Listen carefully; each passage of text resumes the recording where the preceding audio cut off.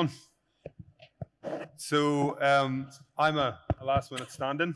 I'm Chris Hughes, and I'm going to moderate this session. I'm the editor-in-chief of Abu Dhabi Finance Week, and thank you all for joining the International Family Office Congress. And on behalf of all of the organisers of Finance Week, all my team and others, we just want to thank you generally for coming and supporting Abu Dhabi Finance Week, ADGM, and Abu Dhabi in general. So thank you very much. We're here today to talk about risk, and we've got three incredible leaders who each have different perspectives on risk, have invested incredibly successfully, and it's a great privilege and honor to welcome our guests. So as I'm a last-minute stand-in and I'm a curious person, I want to start by asking each of us, and we're going to go down the row, to introduce themselves and explain what your firm is and what it does and why you're here. Daniel. So I'm Daniel Pinto, CEO and founder of Stanhope Capital Group, which is a firm I built over the last 20 years into a group managing about $40 billion for a variety of families, institutions, entrepreneurs all over the world. We have 4 offices in Europe, 4 offices in the US, and we just announced actually a three-way merger between our group, another group called Corient, which is a leader in America, Yes. backed by Mubadala Capital. Of course, yes. And our friend at Stoneck Fleming, based in London, very strong both in family office services and wealth management. The result of this three-way merger, which is very ambitious. So not big news at all then? Sorry? Not big news at all. Not big news at all. The result of this three-way transaction is basically the emergence of what will be the largest independent wealth management group in the world. Actually. I was doing that math, yeah. That's incredible. Yes. Welcome. Thank you. And Arjun, please. Thank you, Chris, and great to be here. Partners Capital has been in business for about 25 years. We've got some parallels to Stanhope in terms of what we do. We've got about 75 billion or so of assets we look after. We look after money for endowments, foundations, families. It's a global business, but the exciting news from our side is we're opening an office in Abu Dhabi. We've received in-principle approval from the ADGM, yes. And so congratulations and welcome. Formally here very soon. Very excited. And Yang, please. Good morning. I came from Hong Kong. I was born, bred in Beijing.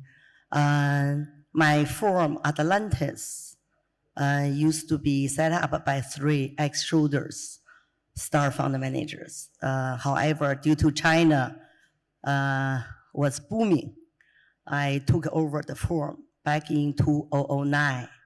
Since then, I reshaped the focus in the Greater China region. Yep. So I saw quite a few familiar faces today in this room, but most of you may not know me or my firm so well compared these 2 gentlemen.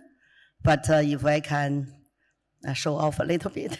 Yes. I manage money for Bill Gates, Melinda Foundation, Rothschild family, and the Norwegian Central Bank. Thank you.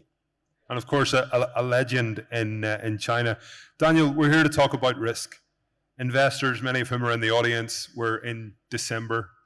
2026 is coming up. How should investors think about risk right now? So as you know, the prevailing sentiment when you read the press and you hear strategies is that there is a large bubble in markets at the moment. And I would like to be a bit contrarian and tell you that I don't believe that. Okay. I'm more optimistic than most perhaps in this conference. And the reason why I don't believe that is a variety of factors. The first one is that you can explain the resilience of markets this year by fairly obvious things, which is the prospect of decreasing interest rates, which will obviously give oxygen, if you will, to both the equity and bond market. Yeah. You can also explain it by a very healthy earnings growth this year, which reached about 13, 14% in America. Fair point. Which was beyond what the market was, everyone was expecting. Yeah. And more importantly, and that's why I don't think we are in a bubble, that 13, 14% earnings growth, the growth of the S&P of about 15% this year was matched by the growth of earnings at about 14-15% this year, which means that valuation multiples have remained fairly stable. In fact, in the sector that is criticized as being at the center of the bubble, which is technology, multiples came down. We had a growth of technology stocks in the US of about 19-20%, but a growth of earnings this year of 25%, which means that valuation multiples came down. They are cheaper this year than they were the year before. The last point I would add, and that's a very, very important point, there has never been as much cash on the sideline as you see now. Never. We're talking about $7.5 trillion sitting in money market accounts, funds all over the world, 7.5 trillion. The reason why we have that is because people were concerned about the geopolitical uncertainty, and we're very happy to clip the coupons, getting healthy interest rates on their cash. Guess what? With interest rates coming down, that cash will be deployed. And I think that will sustain markets into 2026.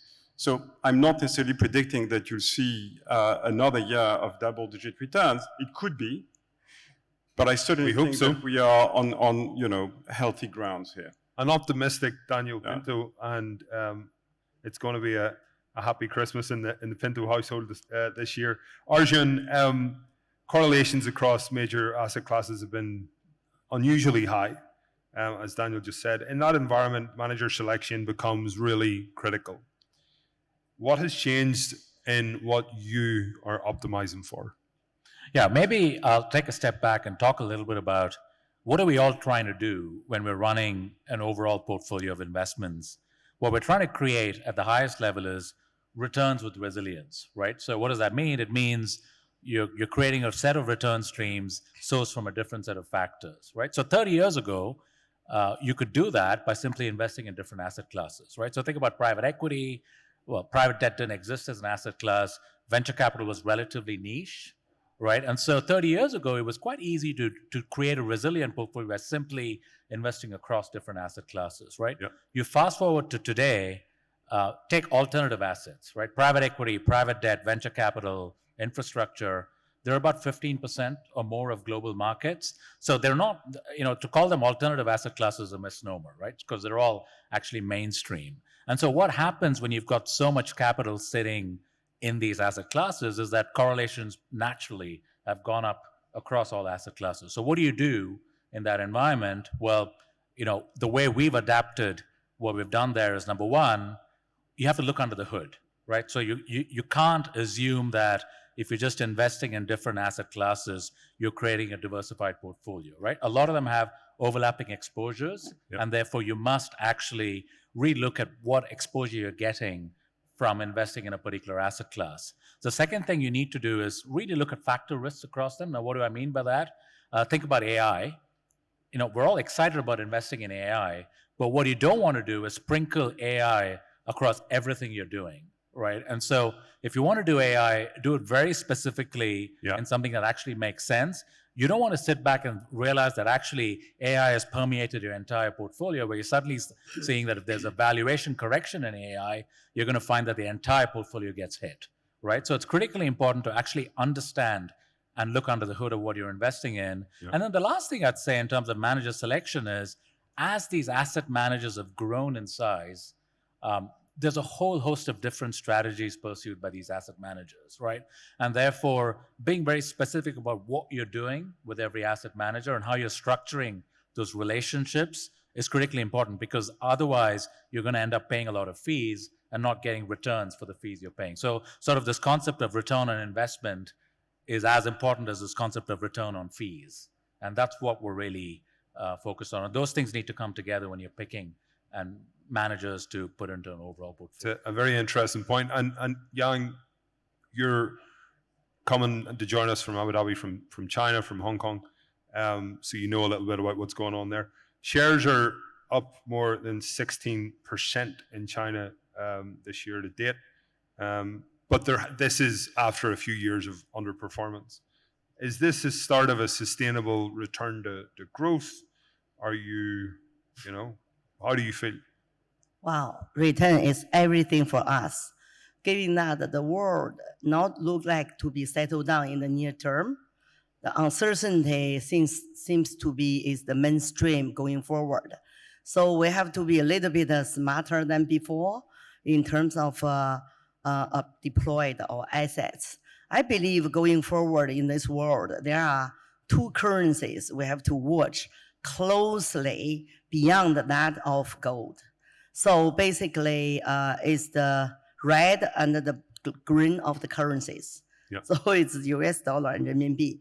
And I observed that after about 4 or 5 years suffering whatever Chinese market and the Hong Kong market in the past 3 or 5 years, we are taking off. We are recovering in a high speed, which is beyond many people's expectations. So nowadays, investors really look at when they deployed their money into the Greater China region. China is must-go place. Depends on how much you understand this future's potential powerful returns. So we are catching up in unbelievable rate. In another word, we catch up by quite a few reasons. There are fundamental reasons we can, this time, this round, this cycle, to be a little bit brave than ever when you put money into the Chinese market. I combined China and Hong Kong as a whole, okay? So basically, the government, number one, our government this time did something really differently. They want to rebuild up the social safety net after our property market collapse. So this time around, government has already printing the money and investing in the Chinese market. Since last September, the market up more than 50%.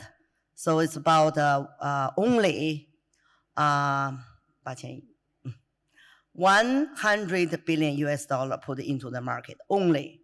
So there are 3 times more money to be injected into the Chinese A-share market. In the next 2 to 3 years, Chinese A-share market will be the star, no matter you believe it or not. So our government take the first move. So we have to follow them. Every corner of Chinese government in different provinces, the central bankers, they just realize this is a game about stock market. After the US mega sevens took the lead, okay? Number 2, we have huge savings. I think we have a simple calculation. If 10% of Chinese savings, the Chinese savings, if you just simple mathematics, calculate it, it's just as big as the US Mag 7s in terms of value today. So only 10% of them will go to the stock market. Our market will be doubled in the next 1 or 2 years. It's a very simple way because in the past 5 or 6 years, you all know what happened in China. So we see cash inflow or capital inflow from elsewhere all rush into Chinese market. The most importantly is this time around, the leading factor in our market will be technology-led, AI all-in activities. And we don't want to go to details because we don't have time. But all in all, Chinese entrepreneurs, innovators, those talented people, they are work so hard to catch up that of the AI space.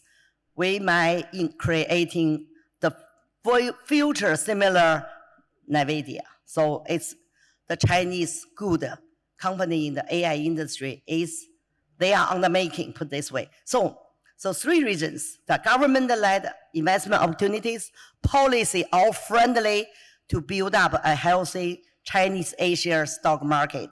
So I recall in 2008, I was interviewed by Bloomberg.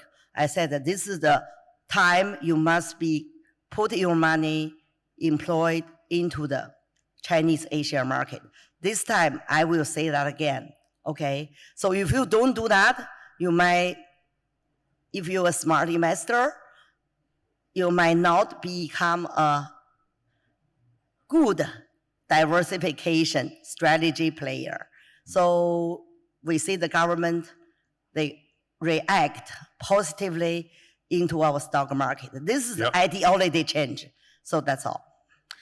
So we've three very great minds on the stage, but we've a lot of great minds in the audience as well. Can I just get a show of hands? Who feels that 2026 will be a year of portfolio growth?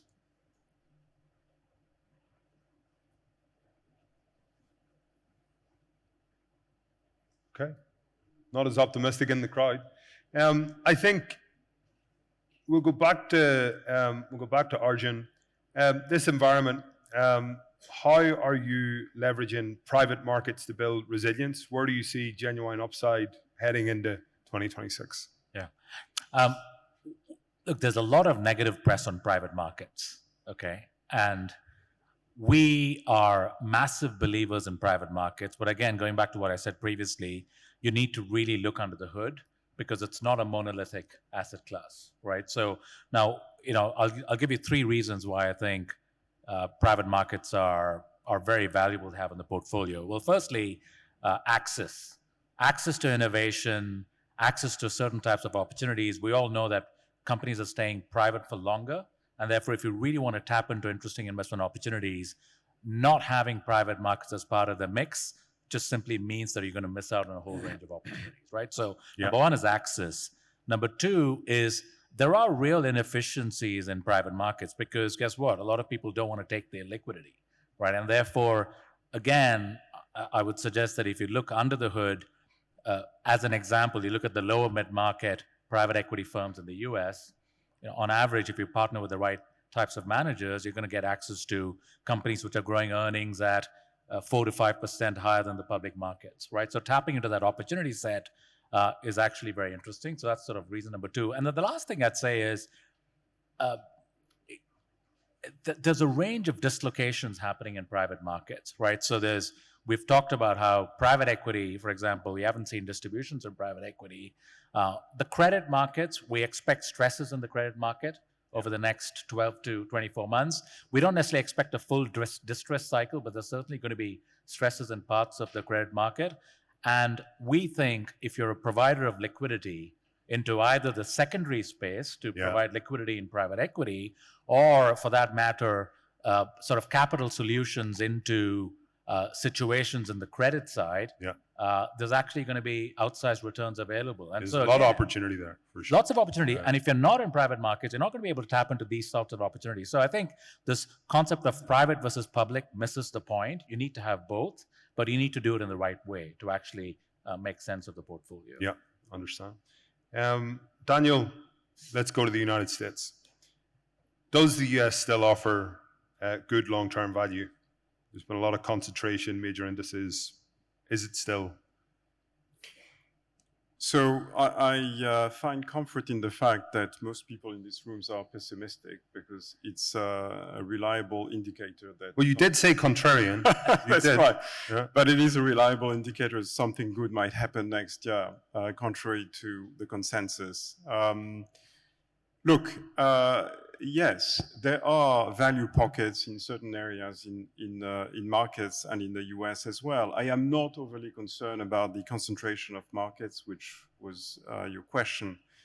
Clearly, you have 10 companies representing a third of the S&P 500 or thereabouts, and some people are concerned about that. I'm not concerned about it for the reason I've mentioned before, which is that their growth in stock price has been sustained, in fact, more than sustained by the growth of their earnings, which means that they are not overly expensive, in my opinion. The bubbles, if there are bubbles, are not there. They are in, I would say, private credit, certain segment of private credit. As an asset class, private credit is an important asset class, and it's been providing good returns for investors in the last few years. But there have been excesses. And some funds created in the last 5-10 years did not have the level of professionalism that was required. Hence, cases like First Brands and others. And I think you'll see more of these.